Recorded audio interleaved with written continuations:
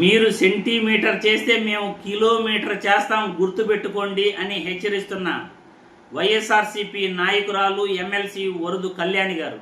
ఆమె మాట్లాడిన మాటలు ఇప్పుడు వైరల్ అవుతున్నాయి. హోంమంత్రి అనిత గారు మాట్లాడిన మాటలు, ఆమెకు కౌంటర్గా వరదు కళ్యాణి గారు మాట్లాడిన మాటలు, వీళ్ళిద్దరూ కూడా ఏం మాట్లాడారు, సోషల్ మీడియాలో వీళ్ళ వీడియో గత 3-4 రోజుల నుండి కూడా ఎందుకు వైరల్ అవుతూ ఉంది అని తెలుసుకోవాలంటే, రాష్ట్ర పరిపాలన పాఠాలు చెప్పే టీచర్ అమ్మ రాజకీయాలలోకి వచ్చే హోంమంత్రి అయితే పరిపాలన ఎలా ఉంటుంది, పోలీసు అధికారుల పనితీరు ఎలా ఉంటుంది అనే దానికి ఒక గొప్ప ఉదాహరణ మనం చెప్పుకోవచ్చు. పాఠాలు చెప్పే టీచర్ అమ్మ హోంమంత్రి అయితే పరిపాలన ఇంత అధ్వానంగా ఉంటుందా? పరిపాలన ఇంత అధ్వానంగా ఉంటే కక్షగట్టి కేసులు పెడుతుంటే ఒకరోజు భరిస్తారు, 2 రోజులు భరిస్తారు, కంటిన్యూగా భరించలేరుగా. అవతలోళ్ళు మనం దెబ్బ కొడతా ఉండారంటే 3 దెబ్బలు 4 దెబ్బలు, 5వ దెబ్బకి తిరగబడినారంటే పరిస్థితి ఎలా ఉంటుందో ఎవరు ఊహించుకోలేరు. ఇప్పుడు అదే పరిస్థితి అధికార పార్టీపై ప్రతిపక్ష పార్టీ ఈ తిరగబడే విధానానికి ఎలా వచ్చారు అంటే, వీళ్ళ పరిపాలన ఇంత అధ్వానంగా ఉంది కాబట్టి, వీళ్ళు కక్ష సాధింపు చర్యలు చేస్తున్నారు కాబట్టి, మీరు సెంటీమీటర్ చేస్తే మేము కిలోమీటర్ చేస్తాం గుర్తుపెట్టుకోండి అని హెచ్చరించే స్థితికి ప్రతిపక్ష పార్టీ వచ్చింది. వాస్తవాలను మనం చూసే ముందుగా ఒక్కసారి వీడియోకు లైక్ చేయండి. ఎక్కువ లైక్లు కొడితే మన గొంతు ప్రజల్లోకి ఎక్కువగా వెళ్తుంది. రాజకీయాలలో నాయకులు చేసే తప్పుల్ని మీ ముందు పెడతాం. ఏది నీతి, ఏది నిజాయితీ, ఎవరు నీతిగా పరిపాలిస్తున్నారు, ఎవరు నిజాయితీగా పరిపాలిస్తున్నారు, రాజకీయ విశ్లేషణలతో మీ ముందుకు వస్తుంటాను. ఒక్కసారి వరదు కళ్యాణి గారు ఆ మాట ఎందుకన్నారు, హోంమంత్రి గారు ఏం మాట్లాడారో ఒక్కసారి ఈ వీడియో చూస్తాం.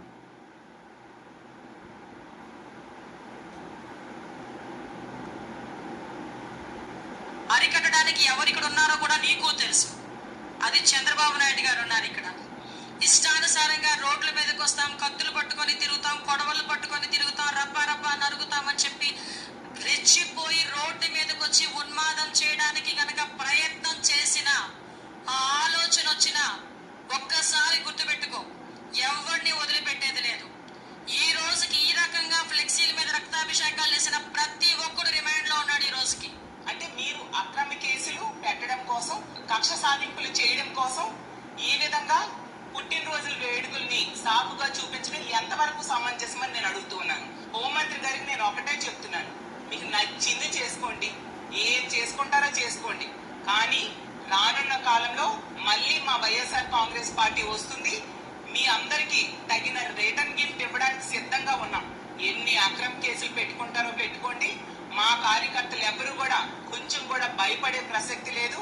మీరిప్పుడు కక్ష సాధింపులు చేస్తూ ఉన్నారు, అన్నింటికి రిటర్న్ గిఫ్ట్లు వస్తాయనే విషయం గుర్తుంచుకోండి. మీరు సెంటీమీటర్ చేస్తే మేము కిలోమీటర్ దానికి రిటర్న్ గిఫ్ట్ ఇస్తామనే విషయాన్ని కూడా గుర్తుంచుకోవాల్సిందిగా తెలియజేస్తూ ఉన్నాను. కౌంటర్కి కరెక్ట్ కౌంటర్, రిటర్న్ గిఫ్ట్ ఖచ్చితంగా ఇచ్చి తీరుతాం అంటూ వరదు కళ్యాణి గారు హోంమంత్రి అనిత గారికి స్ట్రాంగ్గా రిప్లై ఇవ్వటం జరిగింది.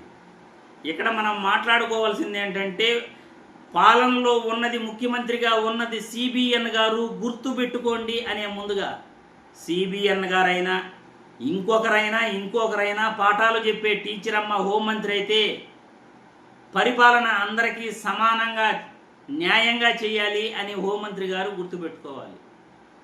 ఎందుకంటే మీరు హోంమంత్రి పదవిలో ఉన్నారు. సరే, జగన్ బర్త్డే వేడుకలకి వైసీపీ నాయకులు హోటళ్ళు కొట్టారు, పోస్టర్లకి అభిషేకం చేశారు. మరి 2023లో హిందూపూర్ నియోజకవర్గంలో చంద్రబాబు నాయుడు ఫోటోకి ఆయన బర్త్డే సందర్భంగా టీడీపీ నాయకులు చేసిన పని మీకు గుర్తు రాలేదా? ఇది తప్పు అయితే అది తప్పు కాదా? వీళ్ళని అరెస్ట్ చేసి రోడ్లపైకి నడిపిస్తే మీ టీడీపీ కార్యకర్తలని, నాయకుల్ని అదేవిధంగా రోడ్లపైన నడిపిస్తూ వాళ్ళని ఎందుకు అరెస్ట్ చేయలేదు? సమాధానం చెప్పాలి. ఇక్కడ ఉన్నది సిబిఎన్ ముఖ్యమంత్రిగా ఉంటే, పాఠాలు చెప్పే టీచర్ అమ్మ హోంమంత్రిగా ఉంటే అందరికీ సమన్యాయం చేయాలి కదా.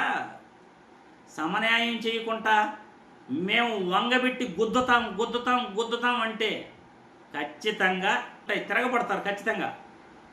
ఇది హిట్లర్ రాజ్యం కాదు.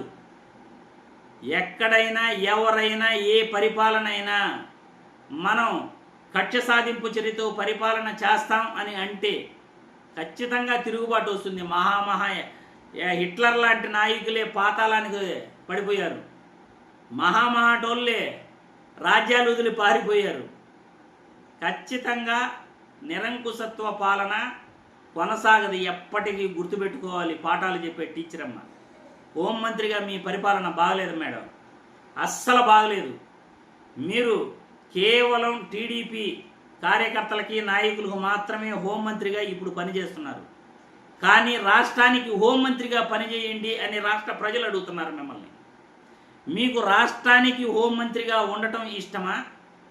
కేవలం టీడీపీ నాయకులకు కార్యకర్తలకు హోంమంత్రిగా ఉండటం ఇష్టమా?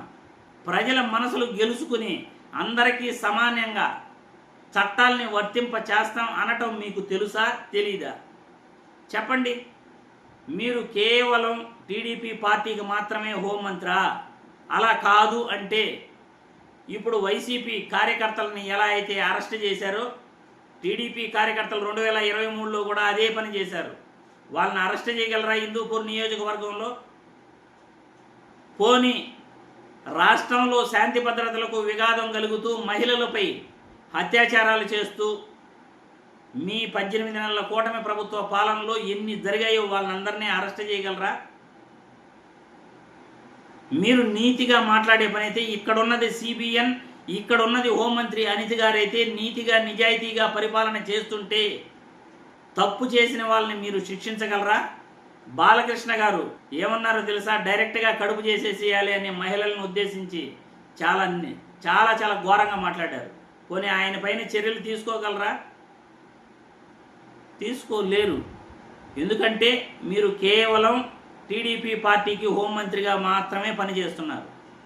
మీరు రాష్ట్ర హోంమంత్రిగా పనిచేసే పని అయితే అందరిపైన చర్యలు తీసుకోవాలి, అందరికీ చట్టాలు సమానం అని నిరూపించగలగాలి.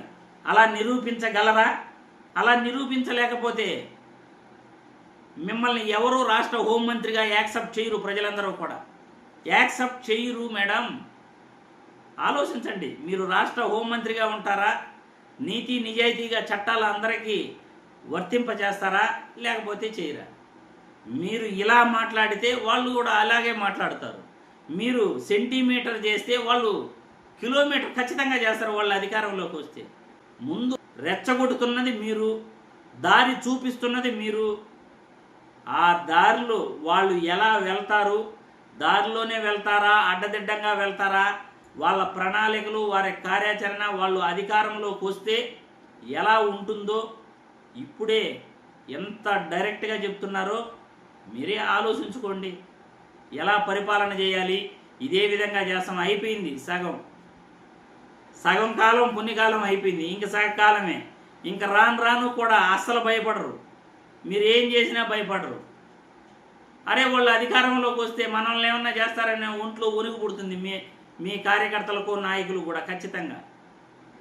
అందుకే ఏ నాయకుడైనా అధికారంలోకి వచ్చిన తర్వాత నీతిగా నిజాయితీగా గుండెలపైన చెయ్యేసుకుని చట్టాలు అందరికీ సమానం అని వర్తింపజేయాలి. ఒక్క జగన్మోహన్ రెడ్డి మాత్రమే అర్హుడైన ప్రతి పేదవాడికి సంక్షేమ పథకాలు ఇవ్వండి, చట్టాలు అందరికీ సమానమే. అది టీడీపీ కార్యకర్తలైనా వైసీపీ నాయకులైనా అనేది జగన్ డైరెక్ట్గా చెప్పిన నాయకుడు, దమ్మున్న నాయకుడు.